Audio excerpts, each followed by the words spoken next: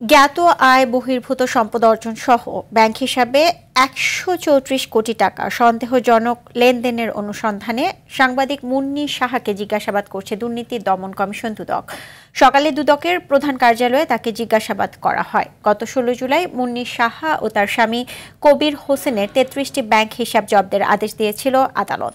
এদিকে ভুয়া প্রতিষ্ঠানের নামে ঋণ নিয়ে ইসলামী ব্যাংকের ৯৫০ কোটি আত্মসাতের অভিযোগে নাবিল গ্রুপের চেয়ারম্যান আমিনুল ইসলাম সহ ৩০ জনের বিরুদ্ধে মামলা করেছে দুদক। ইউনাইটেড কমার্শিয়াল ব্যাংকের ১৫ কোটি টাকা আত্মসাতের অভিযোগে সাবেক ভূমি প্রতিমন্ত্রী সাইফুজ্জামান চৌধুরী সহ ২৮ জনের বিরুদ্ধে মামলা করেছে সংস্থাটি।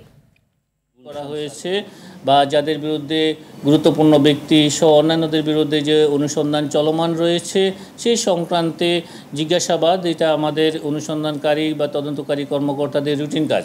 সেই রুটিন কাজের অংশ হিসাবে আপনারা যাদের কথা বলেছেন তাদেরকে জিজ্ঞাসাবাদের জন্য আজকে এখানে তাদেরকে ডাকা হয়েছে। আত্মপক্ষ সমর্থনের সুযোগটা তারা নিতে পারেন।